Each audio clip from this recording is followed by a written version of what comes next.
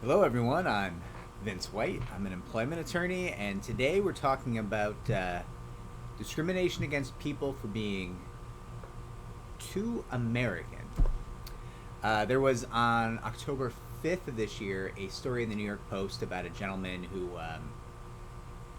he brought a discrimination case, and the story is very tongue in cheek. They're making jokes about it. I think his boss, told him he wore khakis too much, and he was just too American. He made a bunch of like comments. I think they're like Eurocentric comments where like you just don't have this style, and I don't like the way you do things. Like the general things you might hear about what a European employer might think of an American employee. Oh, yeah, you're putting in the time and you're not creative and you don't take your vacation. You don't like all these things they say, right? And eventually, I think this gentleman was terminated, and he brought a lawsuit for national origin discrimination, I presume, under the argument that his boss, his manager, felt he was too American. And the story kind of presented it as like this wild and zany thing, right? And the way it's presented, yeah, maybe that particular case is or is not. I don't know. However, however, I will say that there is a ton of national origin discrimination cases that are held by people of of United States national origin. I should say American. Um, and I'll give you examples, right? So there's a whole bunch of countries all over the world. It's very common, right? That are feeling a little bit nationalistic right now, right? You've got movements all over the way. I think there's France for the French movement. There's certainly a pro Quebecois movement in Canada, in Quebec. And there's countries all over the world where they have a staunch preference for hiring people from their own nation, from their own culture, over everyone else in the world, no matter where they're doing business. Maybe that's not such a big deal if you're working in a country, just one country.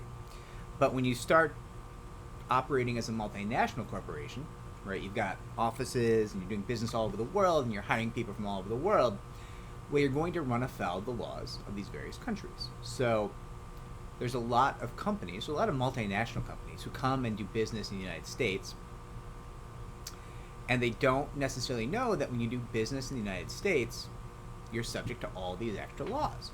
So when they're very used to saying, yeah, of course we prefer people from our nation. That was not an accent. I was not doing an accent. That would be rude.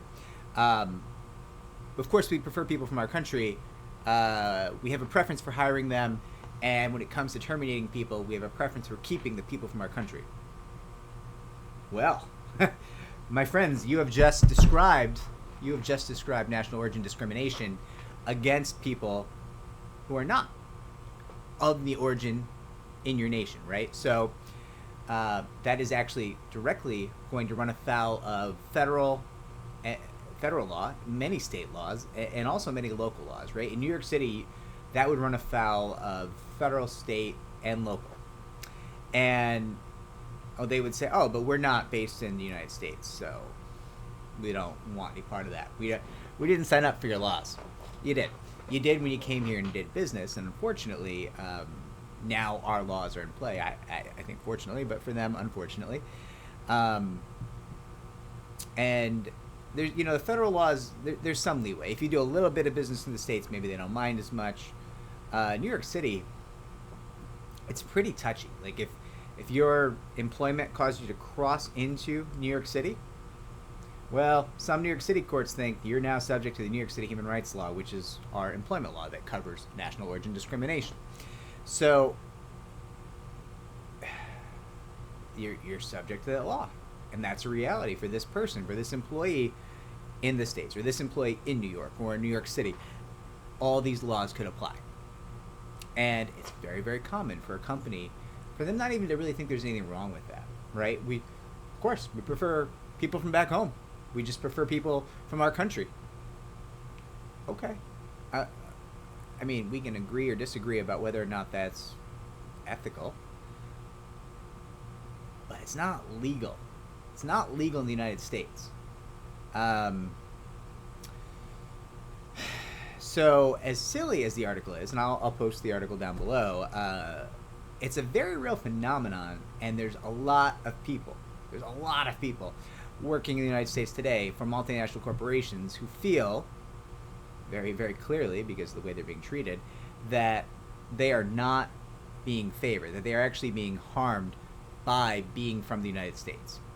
That is actually fairly common. We talk to people, not to give examples, but we talk to people dealing with that routinely. So as much as this article is tongue-in-cheek and funny, and the Post is hilarious, and the Post has great headlines, it's a very real situation, and it's not, I'm going to say it, it's not a laughing matter. I hope this helps. I hope this gives someone who might need this information a little bit of help, a little bit of knowledge that you can act on, you can be informed, and better prepared to fight back a little bit. Take care.